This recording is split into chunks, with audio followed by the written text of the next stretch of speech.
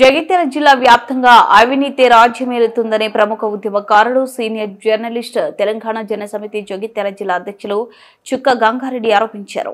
గురువారం ఆయన విలేకరులతో మాట్లాడారు. గ్రామ స్థాయి నుండి జిల్లా కలెక్టర్ కార్యాలయం వరకు అధికారులంతా నిర్లక్ష్యంగా వ్యవహరిస్తున్న తీరును, వారి అవినీతికి అద్దం పడుతున్న తీరును ఆయన విలేకరులకు వివరించారు. ఏకంగా జిల్లా ఉన్నత అధికారులే న్యాయస్థానాల తీర్పులను కూడా గౌరవించడం లేదన్నారు. వాటిని అమలు చేయడం లేదన్నారు. డబ్బులు వెదజల్లిన వారికి మాత్రం క్షణాల్లో గంటలోనే కావలసిన పత్రాలు అన్ని జిల్లా ఉన్నత అధికారులు జారీ చేస్తున్నారని ఆరోపించారు. న్యాయస్థానాలు జడ్జిమెంట్లను, కేంద్ర రాష్ట్ర ప్రభుత్వాల చట్టాలను, సమాచార హక్కు చట్టాన్ని, సమాచార కమిషన్ తీర్పులను కూడా ఉల్లంఘిస్తున్నారని ఆరోపించారు. ఏ కార్యక్రమంలో చూసినా అంత అవినీతే, అంత నిర్లక్ష్యమే కొట్టొచ్చినట్టు కనబడుతుందన్నారు. పైసలు ఉన్నోడిచే రాజ్యం అన్నట్లు జిల్లా వ్యాప్తంగా పాలన వ్యవస్థ కొనసాగుతుందన్నారు. బుగ్గారం గ్రామ పంచాయతీ నిధులు దుర్వినియోగంపై గత డిసెంబర్ 6న లోకయుక్త న్యాయస్థానం నుండి తీర్పు వెలువడిందన్నారు. బాధ్యులందరిపై క్రిమినల్ కేసులు నమోదు చేసి ప్రత్యక్షంగా నిధులు దుర్వినియోగాన్ని పరిశీలించి తగిన కఠిన చర్యలు తీసుకోవాలని జిల్లా కలెక్టర్, జిల్లా మెజిస్ట్రేట్ను లోకయుక్త ఆదేశించిన నేటికి ఎలాంటి చర్యలు తీసుకోకపోవడం పలు అనుమానాలకు తావితీస్తుందన్నారు. గ్రామ పంచాయతీ విషయంలో కోటికి పైగా నిధులు దుర్వినియోగం అయితే గత 5.5 సంవత్సరాల నుంచి మేము పోరాటం చేస్తూ ఉన్నాం. లోకాయుక్త అనే న్యాయస్థానం నుండి డిసెంబర్ 6న జడ్జిమెంట్ వచ్చింది.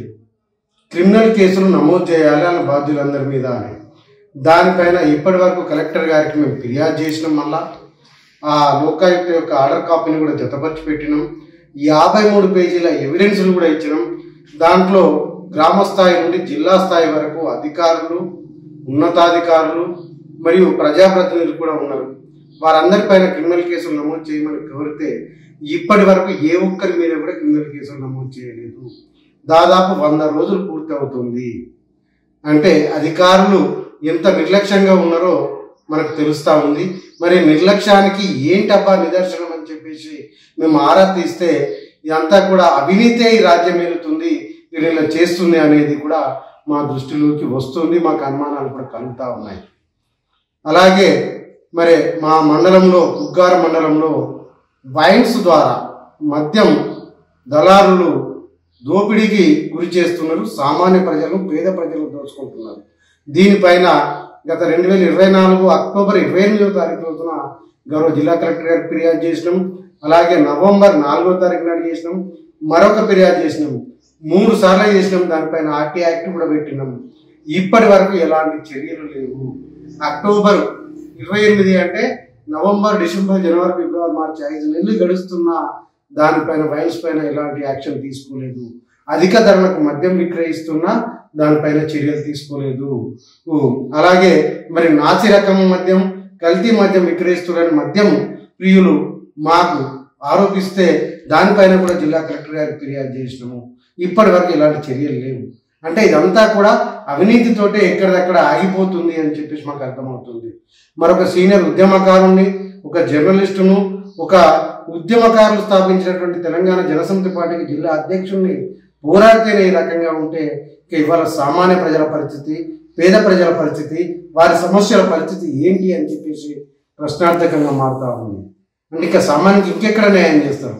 చట్టాలను ఉల్లంఘిస్తున్నారు, జడ్జిమెంట్లను పక్కన పెడుతున్నారు, అవినీతితోటే అధికారులు ఇదంతా చేస్తున్నారని మాకు అనుమానంగా ఉంది.